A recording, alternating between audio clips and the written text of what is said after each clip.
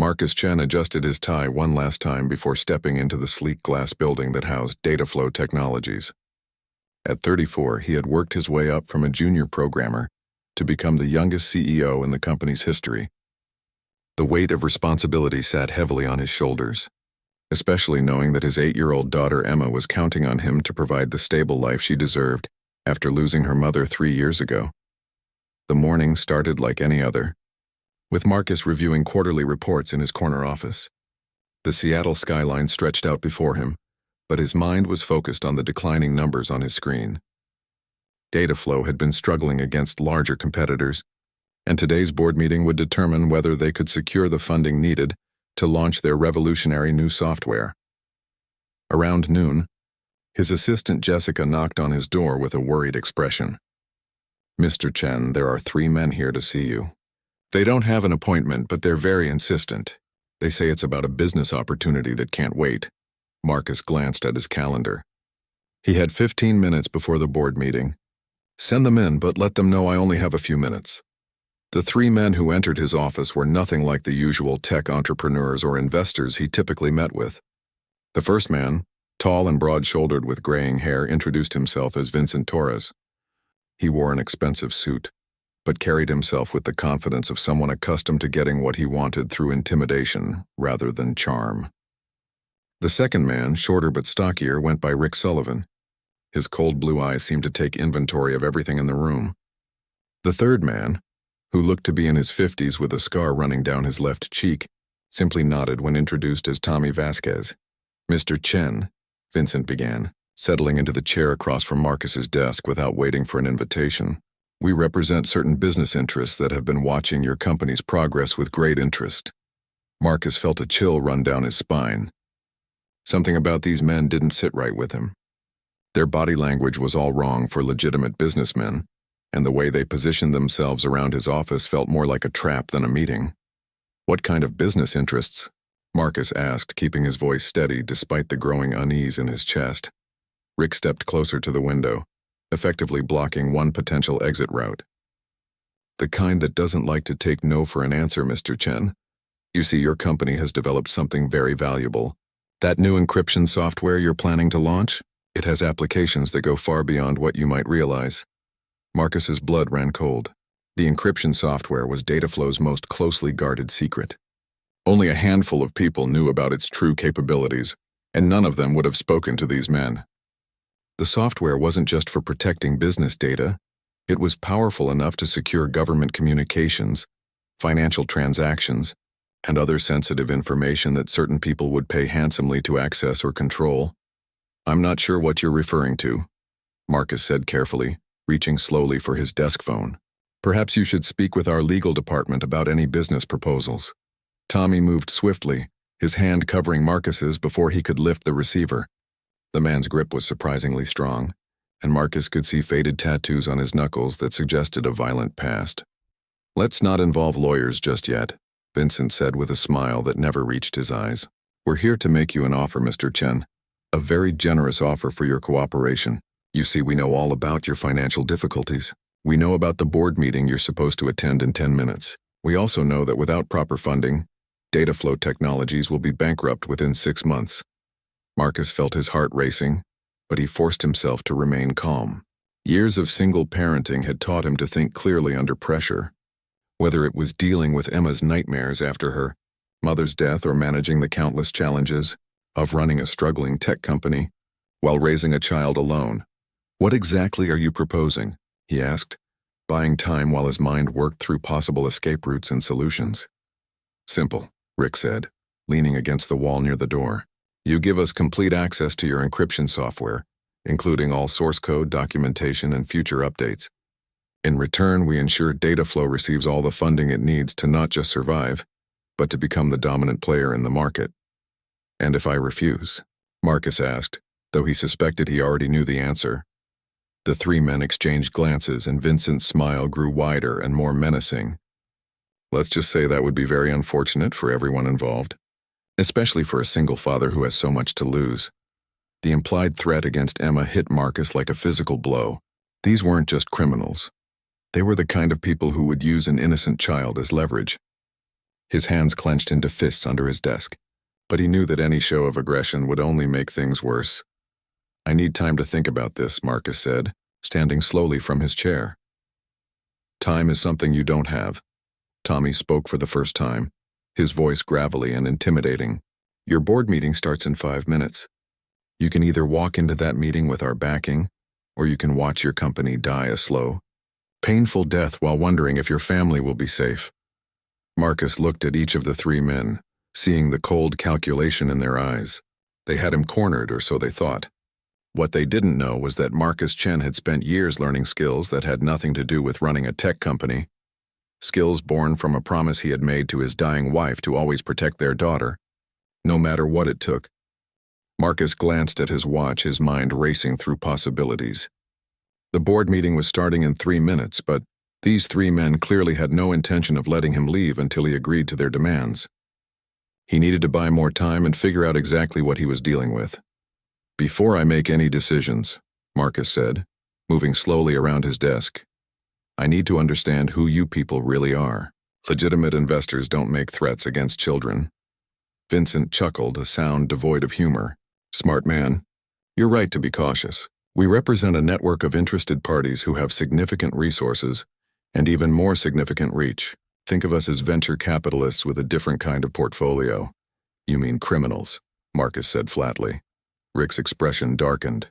"We prefer to think of ourselves as entrepreneurs operating in markets that traditional businesses can't access. Your encryption software could be worth hundreds of millions in the right hands." "The wrong hands, you mean?" Marcus corrected. "You want to sell access to foreign governments, terrorist organizations, drug cartels.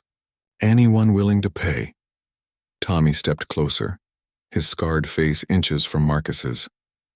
"What we do with it after you hand it over isn't your concern. Your only concern should be keeping your daughter safe and your company afloat." The mention of Emma again sent a surge of protective anger through Marcus, but he channeled it into focus rather than rage. He thought about the skills he had been quietly developing over the past 3 years, the training sessions that Emma thought were just daddy's exercise time, the weapons practice he did after she went to sleep. After Sarah's death from cancer, Marcus had realized how helpless he felt when faced with forces beyond his control. He couldn't fight disease, but he could learn to fight other threats. He had started with basic self-defense classes, telling himself it was just for fitness and stress relief. But as Emma grew older, and the world seemed increasingly dangerous, his training had become more serious, more focused. His instructor, a former Navy SEAL named Jake Morrison, had seen potential in Marcus that went beyond typical self-defense. Jake had lost his own family to violence and understood the drive to protect what mattered most. Under Jake's guidance, Marcus had learned not just hand-to-hand combat, but tactical thinking, situational awareness, and most importantly, how to stay calm and analytical when facing overwhelming odds. "You know what I find interesting?" Marcus said, continuing to move slowly around the room as if pacing nervously. In reality, he was assessing distances, exits, and potential weapons. "You did your homework on my company and my financial situation, but you clearly didn't dig deep enough into my personal background." Vincent raised an eyebrow. "Meaning what? That you were a computer science major at Stanford? That you worked your way up through 3 different tech companies before starting Dataflow? That your wife died of ovarian cancer and left you to raise your daughter alone? Trust me, Mr. Chen, we know everything about you." "Not everything," Marcus said quietly. Before any of the 3 men could react, Marcus moved with explosive speed that caught them completely off guard. His years of training had taught him that when facing multiple opponents, the key was to neutralize the biggest immediate threat first while using the environment to his advantage. Tommy was closest and clearly the most physically dangerous of the 3. Marcus grabbed the heavy glass paperweight from his desk and hurled it at Tommy's head in one fluid motion. The man ducked instinctively, which was exactly what Marcus had anticipated. While Tommy was off balance, Marcus closed the distance between them and delivered a precise elbow strike to Tommy's solar plexus, dropping him to his knees, gasping for air. Rick was reaching inside his jacket, probably for a weapon, when Marcus spun and kicked the man's legs out from under him. Rick hit the floor hard, his head striking the corner of the coffee table with a sickening thud. He groaned once and then lay still. Vincent had barely started to react when Marcus was already moving toward him. The older man threw a wild punch, but Marcus easily deflected it and responded with a sharp jab to Vincent's throat that left him choking and stumbling backward. In less than 10 seconds, all three men were neutralized. Marcus stood over them, breathing heavily but not from exhaustion. The adrenaline coursing through his system was familiar now, a response he had trained his body to manage and control. Tommy was still conscious but struggling to breathe. Rick appeared to be unconscious but alive. Vincent was leaning against the wall, holding his throat and staring at Marcus with a mixture of shock and newfound respect. "Here's what's going to happen," Marcus said, his voice calm despite the situation. "You're going to tell me exactly who sent you and what their real plan was. Then you're going to leave my building and never come near me or my daughter again." Vincent managed to croak out a few words. "You have no idea what you've just done. We're not the only ones who know about your software. This was your chance to do this the easy way." Marcus picked up his desk phone and dialed security. "I need 3 security guards in my office immediately and call the police." "We have a situation." He looked back at Vincent, who was slowly regaining his ability to speak normally. "The easy way was always going to end with you having control over technology that could hurt innocent people. I'd rather take the hard way. Your daughter walks to Roosevelt Elementary every morning at 7:45. Vincent wheezed. "She stops at the coffee shop on Pine Street to buy a chocolate chip muffin every Tuesday and Thursday. She has piano lessons on Saturdays at 2 o'clock. Marcus felt his blood turn to ice, but his expression remained steady. "Are you threatening my child?" "I'm telling you that we know everything about your life, just like we know everything about data flow. Taking us down won't stop what's coming. It'll just make it worse for everyone you care about." The office door burst open as 3 security guards rushed in, followed closely by Marcus's assistant Jessica. The guards took in the scene with professional calm, clearly experienced in handling corporate security incidents. "Call Detective Sarah Martinez at Seattle PD," Marcus told the head of security, a former police officer named Dave Chen who was no relation despite the shared surname. "Tell her we have 3 individuals who attempted to extort proprietary technology through threats of violence." As the security team began restraining the 3 men, Vincent looked directly at Marcus. "This isn't over, Mr. Chen. You think your little karate moves make you dangerous? You have no idea what real danger looks like, but you're about to find out." 2 hours later, Marcus sat in the Seattle Police Department's downtown precinct, giving his statement to Detective Sarah Martinez. The board meeting had been postponed indefinitely, and word of the incident was already spreading through the tech community. Marcus had worked with Detective Martinez before on a cybercrime case involving stolen customer data, and he trusted her judgment. "So let me get this straight," Detective Martinez said, reviewing her notes. 3 men with no identification walked into your office, demanded access to proprietary software, threatened your daughter, and you somehow managed to take down all 3 of them single-handedly. Marcus shifted uncomfortably in his chair. He had been deliberately vague about his training and capabilities, knowing that too much detail might raise questions he wasn't ready to answer. "They caught me off guard, but I got lucky. They weren't expecting any resistance." Detective Martinez studied him with sharp brown eyes that had seen enough violence to recognize when someone was holding back information. "Marcus, I've been a cop for 15 years. What you did in that office wasn't luck. That was training. Serious training." Before Marcus could respond, his phone buzzed with a text message. His blood ran cold as he read it. "Daddy, some men came to my school today asking about you. Mrs. Henderson said I should call you." "I'm scared." Marcus jumped to his feet, panic flooding his system. "I have to go. Someone's been to Emma's school." Detective Martinez was already reaching for her radio. "What's the school's name and address?" "Roosevelt Elementary, 1531 12th Avenue East." Marcus was already heading for the door. "I have to get to her. Marcus, wait." Detective Martinez caught up with him in the hallway. "If this is connected to what happened in your office, driving there alone could be exactly what they want. Let us handle this." "That's my daughter," Marcus said, his voice tight with barely controlled fear. "I'm not waiting for backup while she's in danger." Detective Martinez studied his face and made a quick decision. "Fine, but I'm coming with you and we're taking a patrol car. You can fill me in on whatever you're not telling me about your background on the way." During the tense drive to Emma's school, Marcus found himself opening up about his training with Jake Morrison and the skills he had developed since Sarah's death. Detective Martinez listened without judgment, occasionally asking clarifying questions that revealed her own military background. So you're telling me you've been essentially training as a civilian operator for 3 years, and nobody knows about it except this Jake Morrison? She asked as they pulled into the school parking lot. Emma knows I exercise a lot, but she doesn't know the details. I wanted her to have as normal a childhood as possible after losing her mother. They rushed into the school to find Emma sitting in the principal's office with Mrs. Henderson, her third-grade teacher. Emma's eyes were red from crying, but she ran to Marcus the moment she saw him. "Daddy." These scary men came and asked Mrs. Henderson about our family. They wanted to know what time you pick me up and where we go after school. Mrs. Henderson told them they had to leave, but they said they'd be back. Marcus hugged his daughter tightly, his mind already working through security protocols and contingency plans. Over Emma's head, he met Detective Martinez's concerned gaze. Mrs. Henderson, a veteran teacher in her 50s, approached them with obvious worry.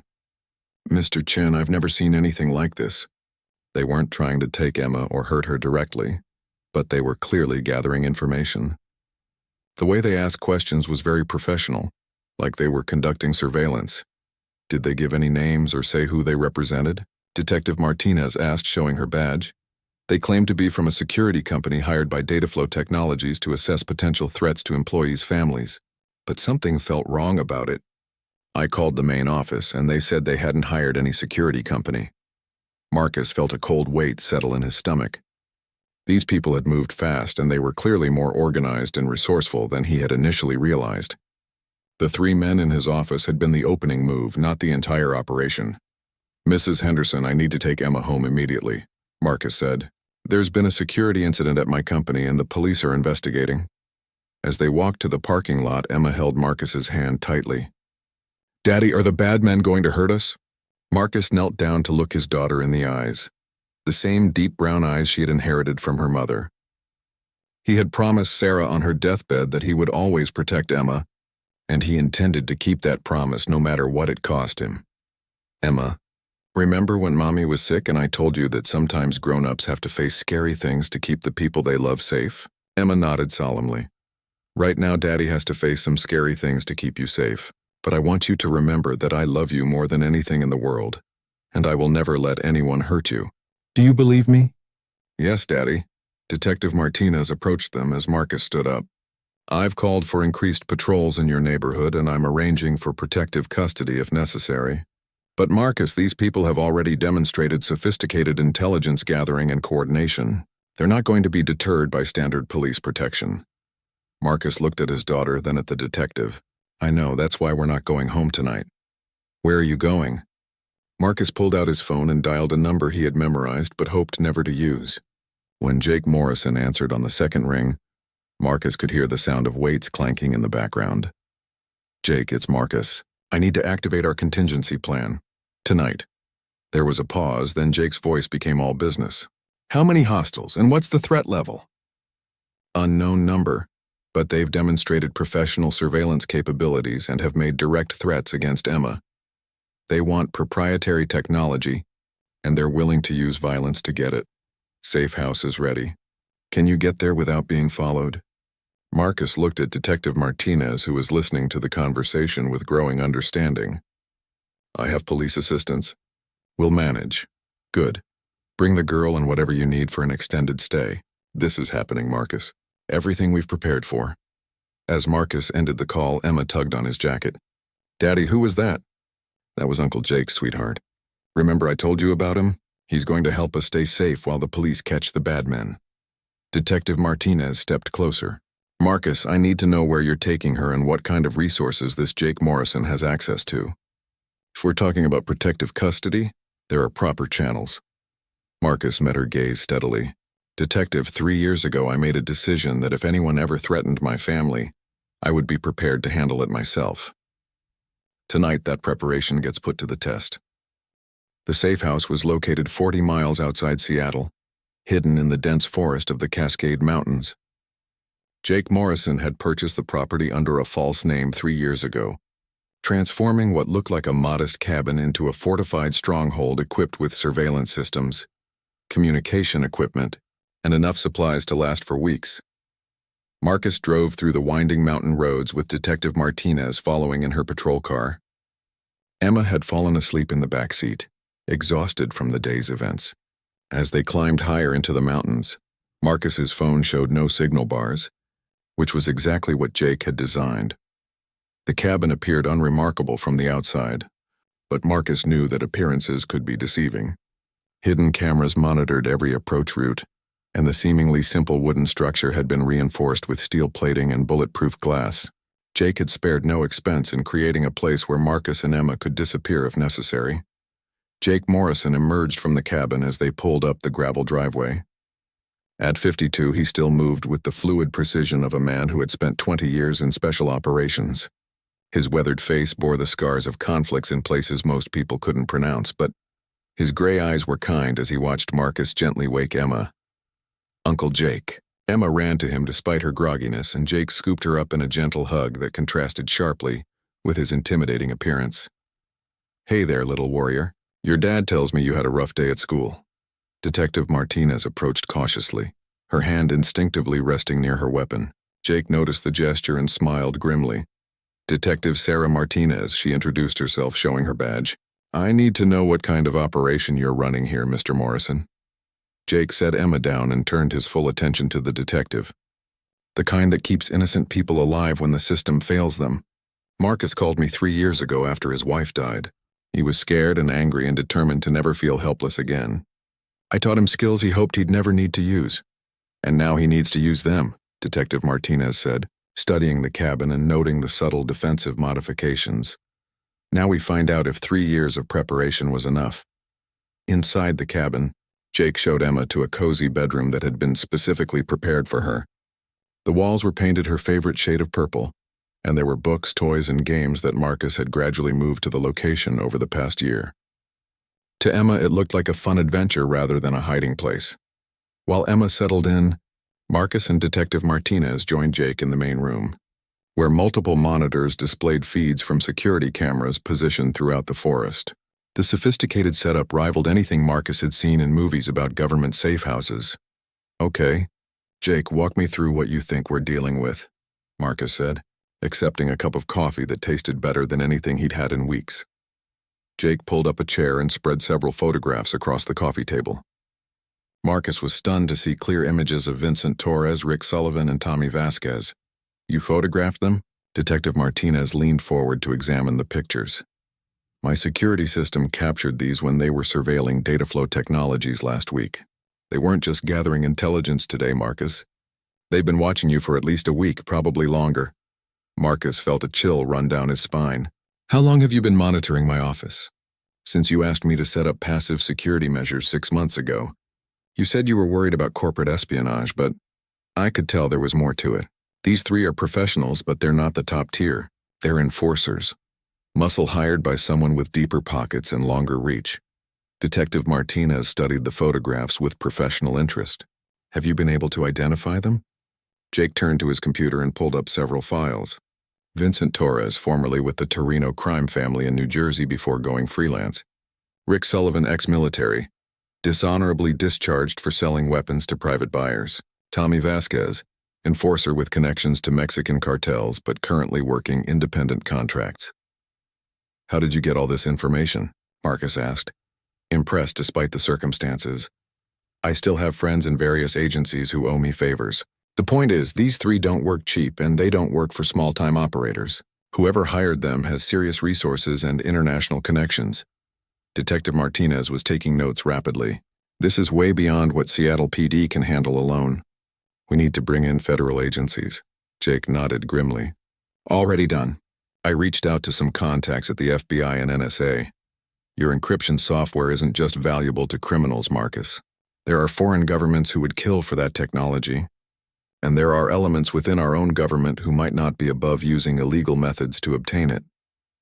Marcus felt the weight of responsibility crushing down on him.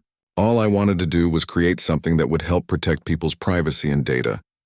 "How did it turn into this?" "Because in the wrong hands, your software could do the opposite," Jake explained. "Imagine if a terrorist organization could use it to hide their communications from law enforcement, or if a hostile government could use it to protect their cyber attacks from detection. You created something powerful, Marcus. Power always attracts the wrong kind of attention." Emma appeared in the doorway, rubbing her eyes. "Daddy, I can't sleep. The bed is comfy, but it doesn't smell like home. Marcus's heart broke as he realized his daughter was experiencing another major disruption in her young life. First losing her mother, now this. He picked her up and held her close. "I know, sweetheart, but we're safe here with Uncle Jake, and soon we'll be able to go home." "Are the bad men still looking for us?" Jake knelt down to Emma's eye level.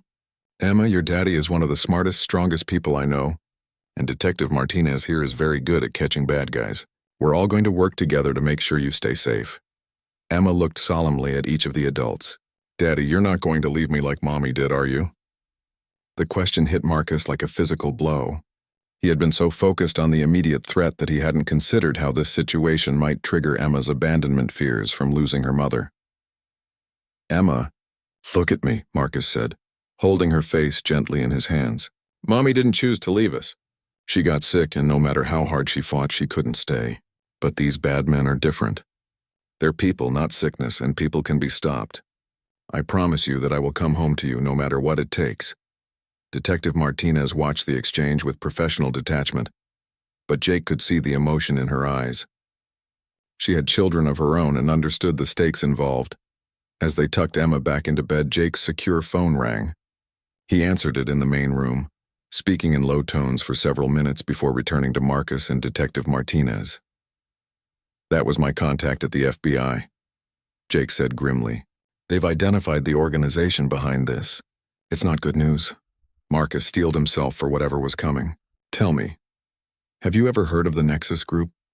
Marcus shook his head, but Detective Martinez's expression darkened with recognition. "I've heard of them," she said quietly. "They're not officially classified as a terrorist organization, but they might as well be." Jake pulled up files on his computer, showing Marcus organizational charts and surveillance photos of well-dressed individuals in expensive suits. The Nexus Group operates as a legitimate consulting firm, specializing in international technology acquisition.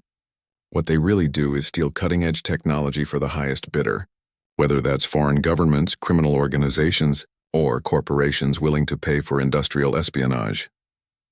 "How does a consulting firm have the resources to hire professional enforcers and conduct surveillance operations?" Marcus asked, studying the faces on the screen.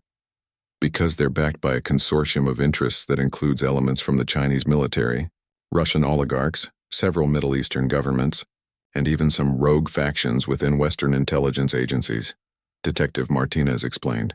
"They've been on law enforcement's radar for years, but they're very good at maintaining plausible deniability." Jake brought up another file showing financial records and corporate structures. "Their leader is a woman named Dr. Elena Kozlova, former KGB operative who went private after the Soviet Union collapsed. She's built an empire by identifying emerging technologies before they hit the market and acquiring them through any means necessary." Marcus felt a growing sense of dread. "So the 3 men in my office were just the beginning." "Those 3 were the soft approach," Jake confirmed. "When that failed, Kozlova will escalate. She has resources that include everything from cyber warfare specialists to assassination teams, and she has a reputation for never walking away from a target once she's committed to acquiring it." Detective Martinez stood up and began pacing, her police training warring with the realization that they were facing something beyond normal law enforcement capabilities. "We need to evacuate Marcus and Emma to federal protective custody immediately. This is way beyond what we can handle." "Federal protective custody won't work," Jake said bluntly. "The Nexus Group has contacts within government agencies. They'd know where Marcus and Emma were within hours of placement. Besides, they don't just want the existing software. They want Marcus himself, and they want him to continue developing enhanced versions under their control." Marcus looked toward Emma's room, where he could hear her humming softly to herself as she tried to fall asleep.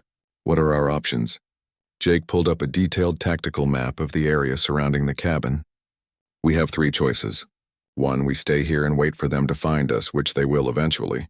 2, we run and keep running, but that's no life for Emma, and they'll never stop hunting you. 3, we take the fight to them." "Take the fight to them?" Detective Martinez looked incredulous. "Jake, these aren't street criminals. They're an international organization with unlimited resources. They're also used to their targets running or hiding," Jake replied calmly. "They're not used to facing people who know how to fight back." "Marcus, remember what I taught you about asymmetric warfare?" Marcus nodded slowly. "A smaller force can defeat a larger one by choosing the time, place, and terms of engagement. Exactly. They expect you to be a scared tech CEO protecting his daughter. They don't expect you to have spent 3 years learning to be a weapon. Detective Martinez held up her hands.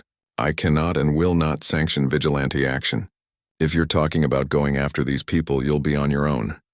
Jake respected her position but continued explaining the tactical situation to Marcus. Kozlova is flying into Seattle tomorrow night to personally oversee the operation.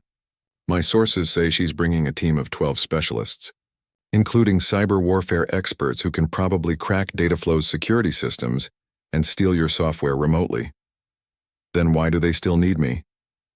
Because software is only as good as its creator's ability to adapt and improve it. They want you to work for them, Marcus. They want to own you. And they're prepared to use Emma as leverage to ensure your cooperation for years to come. Marcus felt a cold fury building inside him. The thought of these people controlling his life and using his daughter as a hostage was unacceptable. But the thought of leaving Emma orphaned was even worse. There has to be another way, he said. Some kind of legal solution or witness protection program. Jake's phone rang again, and this time his expression grew grave as he listened. When he hung up, he looked directly at Marcus. That was my contact at the FBI. Vincent Torres was found dead in his holding cell an hour ago. Apparent suicide, but the timing is suspicious. Detective Martinez grabbed her radio. I need to check on the other 2 suspects. She stepped outside to make her calls while Jake continued briefing Marcus on the tactical situation. Kozlova is cleaning up loose ends. She's also sending a message that she can reach anyone, anywhere. By tomorrow, Rick Sullivan and Tommy Vasquez will probably be dead too. How does killing them help her?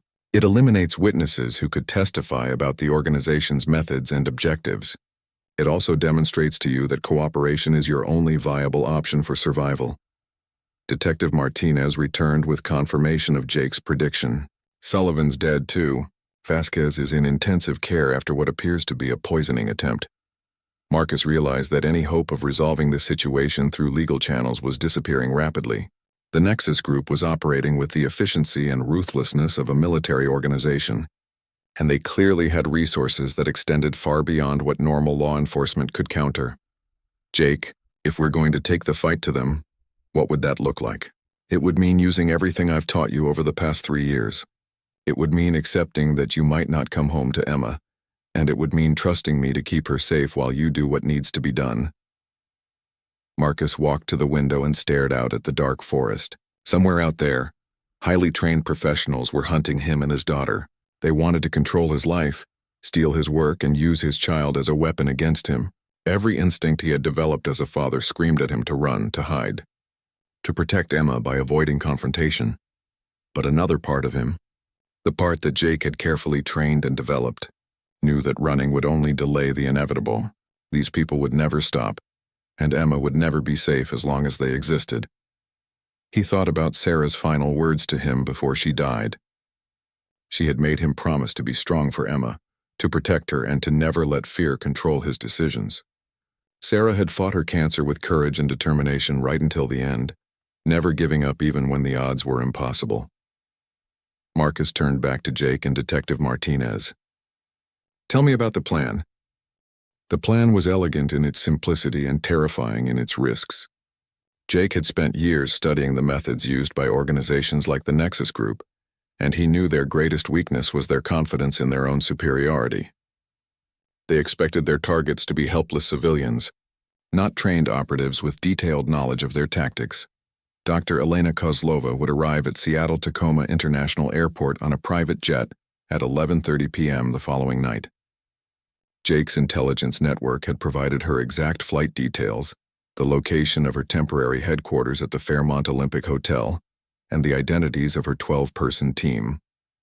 More importantly, they had discovered that Kozlova would be carrying an encrypted device containing the names and locations of every Nexus Group operation worldwide. The beauty of this plan is that we don't have to defeat her entire organization, Jake explained as he showed Marcus detailed floor plans of the hotel. We just have to capture that device and turn it over to the FBI. With that information, law enforcement agencies around the world can dismantle the entire network simultaneously. Detective Martinez had initially refused to participate in what she considered a vigilante operation, But when Jake showed her the scope of the Nexus Group's activities, including several unsolved murders of technology executives and the theft of classified government software, she agreed to provide limited support within legal boundaries. "I can coordinate with federal agencies to ensure they're ready to act when you get that device," she said. "I can also make sure that when this goes down, Emma is protected by legitimate law enforcement rather than just hiding in the mountains." Marcus spent the next day in intensive preparation with Jake. They reviewed hotel layouts, studied photographs of Kozlova's team, and practiced scenarios until Marcus could execute the plan flawlessly, even under extreme stress. The most difficult part was explaining to Emma why Daddy had to go away for a while. "Remember when Mommy had to go to the hospital for her treatments, and sometimes she couldn't come home for several days?" Marcus asked as they sat together by the cabin's fireplace. Emma nodded solemnly. "She said she was fighting the bad sickness so it couldn't hurt our family anymore." "That's right. Well, now Daddy has to go fight some bad people so they can't hurt our family anymore. Uncle Jake and Detective Martinez are going to stay here with you until I come back." "But what if you don't come back like Mommy didn't come back?" Marcus felt his heart breaking, but he forced himself to remain calm and confident. "Emma, the difference is that Mommy was sick, and sickness is very hard to fight. These bad people are just people, and I've learned how to handle people who try to hurt the ones I love. I promise you that I will come back." Emma studied his face with the serious expression she had inherited from her mother.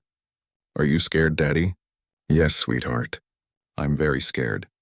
But being scared doesn't mean you can't be brave. It means you do what's right even when you're afraid." That evening, Marcus put on a dark suit and checked his equipment one final time. Jake had provided him with communication devices, lock-picking tools, and other specialized equipment that Marcus had trained with but hoped never to use in a real operation. "Remember," Jake said as they reviewed the plan one last time, "you're not trying to be a hero. You get in, locate the device, secure it, and get out. If anything goes wrong, abort the mission and extract immediately." Detective Martinez had positioned herself at the FBI field office, ready to coordinate the law enforcement response once Marcus obtained the intelligence they needed. Her colleagues didn't know the full details of the operation, but they were prepared to act quickly once they received actionable intelligence about Nexus Group activities.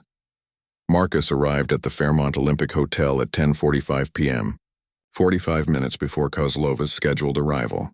Jake's intelligence indicated that her advance team had already secured the entire 20th floor, but they wouldn't be expecting an infiltration attempt before their principal arrived. Using skills Jake had taught him, Marcus bypassed the hotel's security systems and made his way to the service elevators. The key to the operation was timing. He needed to be in position when Kozlova arrived with the device, but he couldn't risk being detected by her security team. The 20th floor was eerily quiet as Marcus emerged from the stairwell. Motion sensors had been installed in the main corridors, but Jake's reconnaissance had identified blind spots where Marcus could move undetected. He made his way to room 2015, which intelligence indicated would be Kozlova's temporary command center. At exactly 11:30 p.m., Marcus heard the elevator doors open and the sound of multiple footsteps in the hallway. Through the partially open door of an adjacent room, he watched as Dr. Elena Kozlova entered her suite surrounded by 6 bodyguards. She was smaller than he had expected, perhaps 5 feet 4 inches tall, but she moved with the confident precision of someone accustomed to wielding absolute power. Marcus waited 20 minutes for the security team to complete their sweep and settle into their positions. Then, using techniques Jake had drilled into him hundreds of times, he began his infiltration of Kozlova's suite. The electronic lock on the door yielded to Jake's specialized equipment in less than 30 seconds. Marcus slipped inside and immediately located the encrypted device sitting on a table in the main room. Kozlova was in the bedroom, speaking in rapid Russian to someone on a secure phone. As Marcus reached for the device, he heard footsteps approaching from the hallway. One of the guards was returning earlier than expected. Marcus had perhaps 10 seconds before discovery. He grabbed the device and moved toward the window, but before he could reach it, the door opened and 2 armed men entered the room.